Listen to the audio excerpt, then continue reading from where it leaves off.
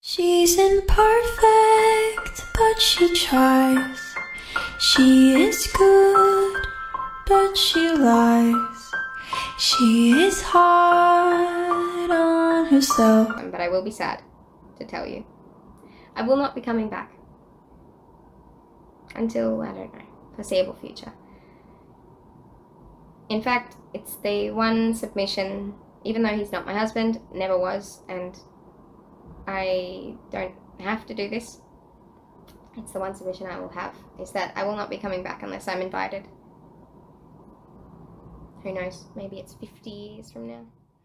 Okay mga kamads, mga kaibigan, welcome back to another content. Kung nasaan po ngayon kayo sa Pilipinas, medyo maulan po kasi dito at napakalamig po talaga sa labas. Pero mainit-init po ang chismis na aking hahatid sa inyo. For today's video po kasi, pag-uusapan natin itong content ni Emrys na linabas niya kahapon lang. Ngayon, medyo mahaba siya, 1 hour and 15 minutes. Pero don't you worry about it. Ako po ay nandito para magtunay na serbisyo sa inyo at sinamarize ko na lahat ng kanyang bars na Tagalay. So let's begin.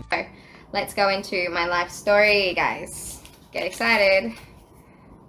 5 years old, I was sexually abused. Okay, so the first 20 minutes nitong video ni Emrys ay about sa kanya. Her real name is actually Emily and yung tatay niya ay na-GG na matagal na and single mom ang kanyang mother. And meron siyang mga naging boyfriend. Yung unang boyfriend niya when she was 19 years old was adulterous in nature. Pakinggan natin siya. Really messed up because I was totally brainwashed in a cult sort of situation.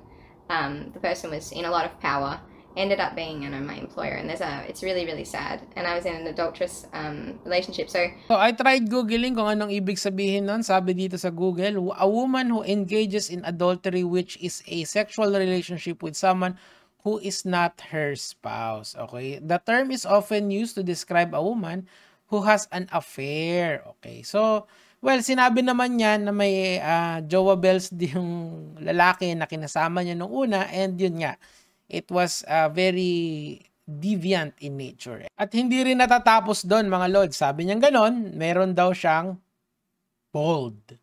In that relationship, I took so many horrific photos and videos of myself that I wish would never existed, right?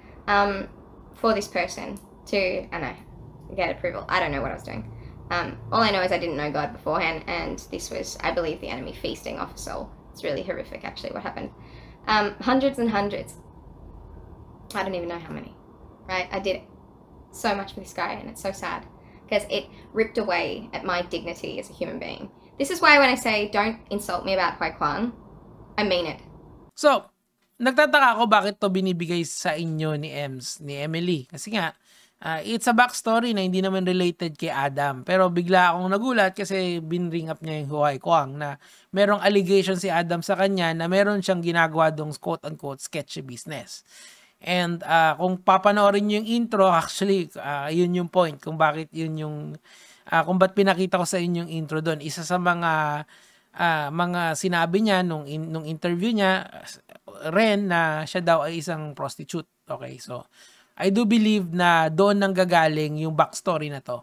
Anyways, so on the third day, this guy told me that he wasn't going to sleep with me or touch me because he was going to marry me. He then proceeded to, in all honesty, it was very controlling, but it was not intended to be so. And I did actually want his help deciding what to post and not. We spent about 3 days actually wiping my thing. Now, this guy was protective. He wanted to make sure my Instagram, my Facebook, my TikTok and all this was clean because he said everyone was going to search and find things about me. But for me, I've always lived so open and authentically and honestly, and a lot of live stream, and I don't edit as much, at least as he does. And I don't delay telling the truth. I just tell the truth. Isa sa mga sinasabi ni Ems dito na si Adam daw ay very controlling kasi nga vlogger lifestyle siya and she's just living her life. I guess the point of giving her backstory is to show you how different of a person she is nung kasama niya si Adam. But you know, do you believe her? It's really up to you. Kasi nga, yung level of control, bukod dun sa pera, yung isa sa mga pinagtalunan nila dito is yung controlling ni Adam because of the fame and the views. I guess we should hear her out. And so, for example, when we met, he wanted to wait 3 months to like make this video, and I was like, okay, that's really weird. Like, you said that you were about to marry me, and now I'm confused. So then he takes me on this date, and he'd already agreed and wanted and asked me to be in a relationship with him, and then he wanted me to act that I was not in a relationship with him. And this is where it started to like differentiate for me, like really split realities, because for me I wanted to be honest, and for him it was a vlog. He took me to El Fraile for a date, and I was so excited, and then the date was actually just for him to film. And then we ate like 2 pieces of mango, and I cried because he wouldn't talk to me. He just wanted to film and then leave. Now, those are 2 very sad examples. However, that does not speak for the whole relationship. This guy did start out wanting to protect me, and I actually believe, although he was kind of bedazzled by chasing the views and the fame, I just don't think someone can fake that they loved me the way that he did. Unless I'm actually insanely stupid. If I'm that level of stupid, and it really is a scam the whole time, then you got me. So basically, ang sinasabi ni Ems dito, ikaw, Adam, mahal mo ba talaga ako? Or was it all for content? Kasi, if you look at the narratives nilang dalawa, it all boils down to money and views. Parang ganun yung na-impression ko eh. Pag pinakinggan nyo si Adam, binibigyan naman kita, sinusuportahan naman kita, yung kabila naman, sinusunod naman kita, and lahat naman ng gusto mong gawin natin, ginagawa ko, except for, you know, the sexual part. But, when it comes to views, when it comes to content, si Adam yung nasusunod doon. To a point na sasabihin ni Ems na controlling daw. And, after the finality of the relationship, tinatanong ni Ems yung sarili niya, did he truly love me or was it all a scam? Who knows? You know why? Kasi hindi naman natin sila kasama sa 24 hours eh. We will never know the full detail of this relationship. We will never know kung ano talaga yung totoong motivation ni Adam. We will never know kung ito bang sinasabi ni Ems is true or false. Abante tayo. Adam knows social media there. And I know that he knows social media there because in the first few days of our relationship, he wiped my Facebook and my Instagram and everything to protect me. Now, it really was to protect me. Yes, it was messed up.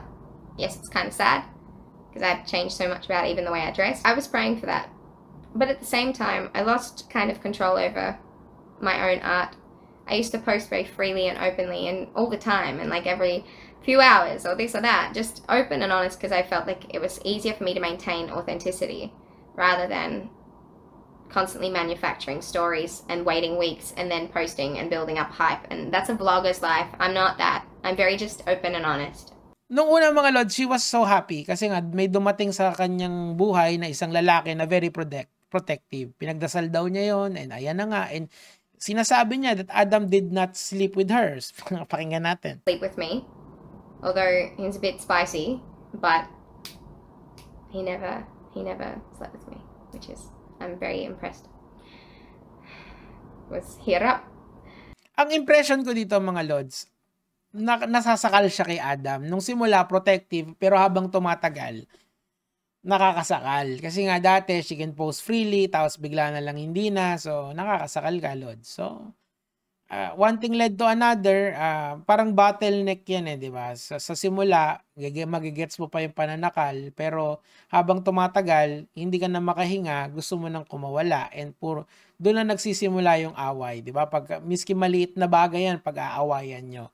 Mukhang umabot sila doon, kasi nga si Adam was very controlling of what she post. Dati very free siya, ngayon hindi na. Now, do you believe that?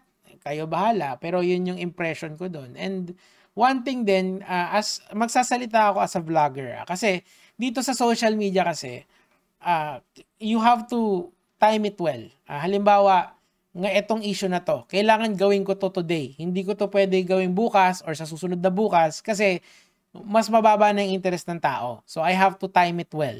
Ganon din yung ginagawa ni Adam kasi gets ko yon as a vlogger.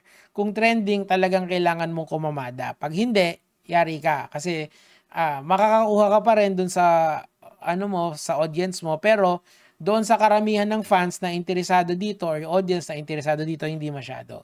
So, naiintindihan ko si Adam doon sa side na yon. Pero, si MC yata talaga kasi, since ang main content niya is pagkanta at saka art niya, hindi siya vlogger mentality. Artist mentality siya. Doon nagkakaroon nung proverbial nakakasakal, yung galawan ni Adam. But, then again, sino mas papaniwalaan nyo rito? Yung vlogger mindset or artist mindset? He comes from a country where he's a highly sophisticated expert when it comes to vlogging, brilliant when it comes to storytelling and editing, and he knows his country is 120 million people. He understands completely what happens if you open up certain information or create any information against someone in his culture. Boy has an ego the size of planet Earth times 50. But he's also arrogant, like obsessive over these videos. Sometimes he'd be awake until like 4 a.m. This was new for me, right? These are the things that I'm grateful for. What he's doing now is beyond horrific. It's not the person I knew. It's honestly horrendous behavior. So, ang style ngayon ni Emrys, hindi na Bible verse. It's a backhand compliment. Backhand complimenting yung ginagawa niya.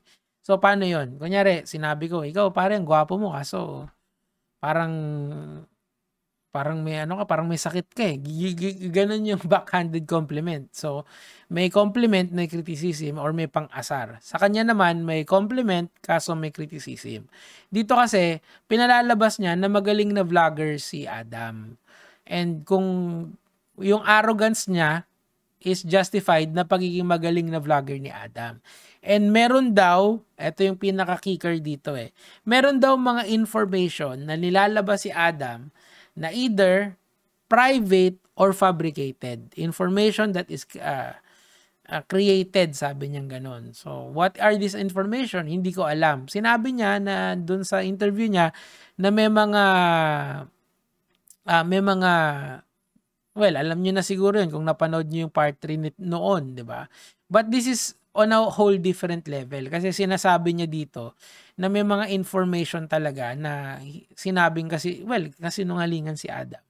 So, do you believe her or not? Or sino ba nagsasabi ng totoo sa kanila? Kasi unless we see this as evidence, as in makita to ng mga experts na tumingin ng ebidensya, then that's the only time we will consider this as evidence. So let's move forward. Stuff and everything at the moment is really, really appalling behavior from a man in general. From anyone, if you're a woman or a man. But especially because considering I increased this guy's income by tenfold just by being there. I also worked really, really hard for him, and I don't deserve what he's doing at this current moment. I don't recognize this person, actually. So, back to what I was saying, is we got a few deals with some brands. I was really, really proud of him, and we worked really hard together. So, eto mga Lods, bibigay ko na lang siguro yung benefit of the doubt sa kanya rito, pero ang claim niya dito, nag 10x daw si Adam because of their relationship. Ibig sabihin ba, dahil daw sa kanya, nadagdagan daw yung kaperahan ni Adam, which siguro, I don't watch kasi yung kanilang views, yung kanilang content in general. Nakikita ko lang paminsan, pero hindi ako kasi tutok sa mga ganitong klaseng content. Alam niyo naman kung anong klaseng content meron ako. So, I have no way of backtracking this. So, siguro dyan sa comment section, kayo na bahalang mag-decide kung tama ba or hindi yung sinasabi niya. Kasi madali lang naman i-verify yan Tignan nyo kung ilan yung views nilang dalawa together. And you will see kung meron bang increase na nangyayari. Was it 10 times? Kasi that is just a wild claim, mga kamats, mga kaibigan, di ba? So, I guess, kailangan niya pang i-verify yung mga yon. And nakakuha daw sila ng brand deals. Kasi nga, they work hard together. It was a team effort. Pero ngayon, parang nilalaglag na siya ni Adam. So, what's the reason? According to Ems, it's because of, siguro, hindi they fall out of love, or is it all a scam according to her? Or according to Adam, was it all about the money? The money, who knows? So let's move forward. The relationship was consistently aligned with this emotional response to views. When the views were up, the relationship was happy.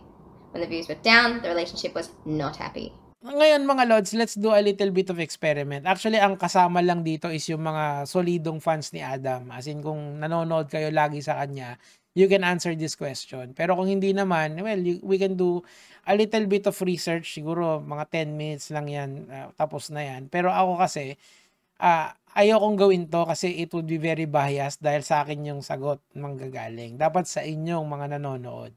So, what you can do is you can actually test for this hypothesis na ginawa nitong si Ems. Call it a correlational test na tinatawag. Kasi makikita nyo naman yan, dun sa first time na mag-meet sila ni Ems, hanggang doon sa hanggang doon sa second to the last vlog nila together. Makikita nyo yung views dyan, kung bumababa ba or tumataas ba. May actual trend dyan. So kung kayo ay isang fans nilang dalawa nung together pa sila, then you can answer the question kung sila ba ay naghiwalay dahil bumababa yung views nila. That is a definitive answer based from the hypothesis nitong si Ems. Easy, di ba? But I will not answer that for you. That is spoon feeding. You are all grown up people and you need to do a little bit of research. Call it an assignment. Okay, move forward. Yung resibo, money. I'm not going to talk about it. I'm in the same clothes I've always been in. I still don't care about money. I will say one thing. My comment on not caring about money was actually out of care. I knew that it wasn't necessarily an honest question. The way I responded is because why would someone, and let's be honest for a second, guys, you're about to have a panic attack and your first assumption is you should grab your camera and start filming. What it says to me is there's a preconceived concept, a preconceived idea, something that has been thought about. So when I was responding because I care about this person, and I thought it was him, and I didn't want him to feel, like he had to make up some story, because I just didn't judge him, so it is what it is. Mistakes, what have I got here? Mistakes. So sabi ni Ems na ganun, ayaw niyang pag-usapan yung pera, pero sinasabi niya na premeditated daw yung galawan ni Adam. Ibig sabihin, may nakasetup na camera, tapos yung camera na yon is para hindi na lang daw lumaki, yun na rin daw lang yung naging reaction niya. Hindi ko rin kasi gets kung bakit ganun yung sagot niya. What's wrong with that? Madali lang naman sagot yun, kinuha mo or hindi. Sinabi niya kaya doon sa interview niya na hindi niya daw kinuha, na si Adam daw yung kumuha nun. Ngayon, iniiwasan niya na yung tanong. It's very confusing for me kung ano ba talaga nangyari sa kaperahan nila. Kasi, tandaan nyo, dito sa video na to, may claim si Ems na 10 times as much daw yung kinita ni Adam compared sa dati niyang kinikita, and may mga brand deals daw na pumasok, di ba?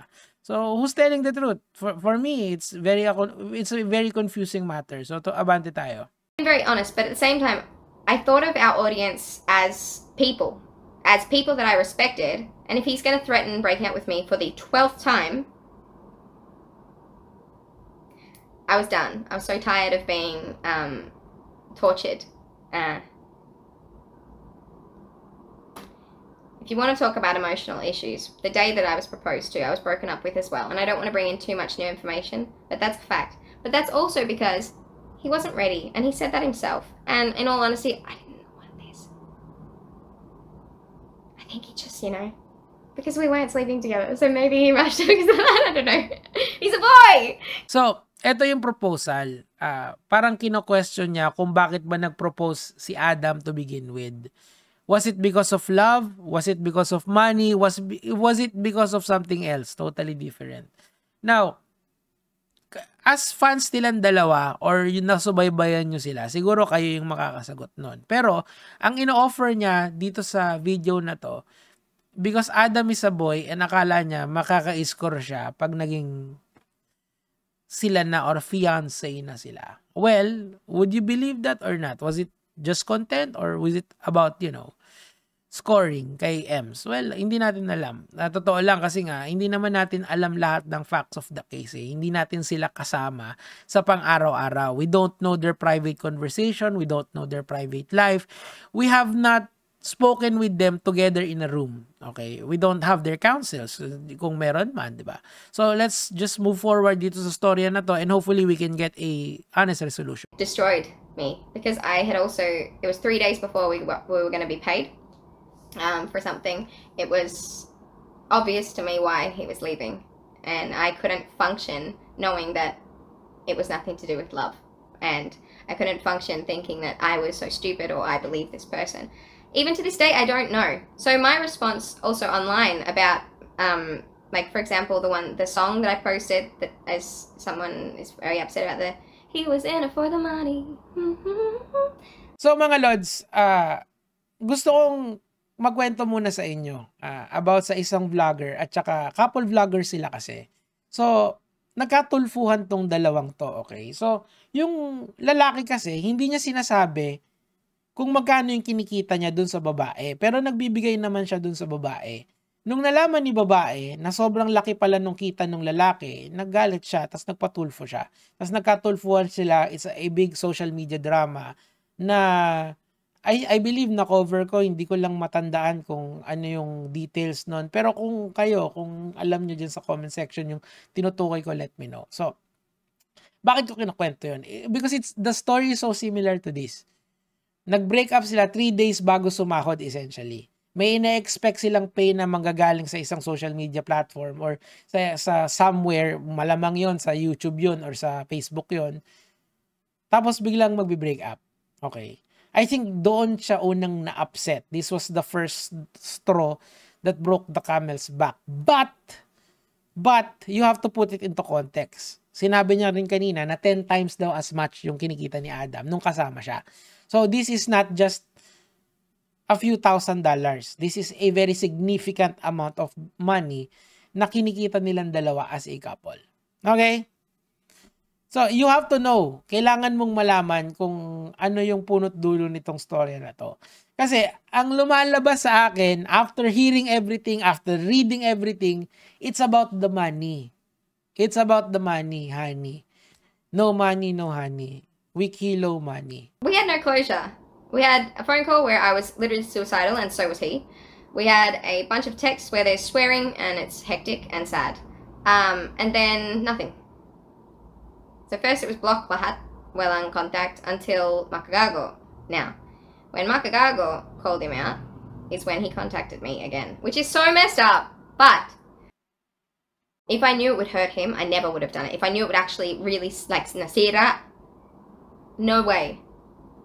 But I can guarantee you one thing. I would not have posted a consciously manipulated and edited footage of him with music on it, a story that is very well edited, a disclaimer that says that they don't want to cause harm, with full knowledge of what they're doing.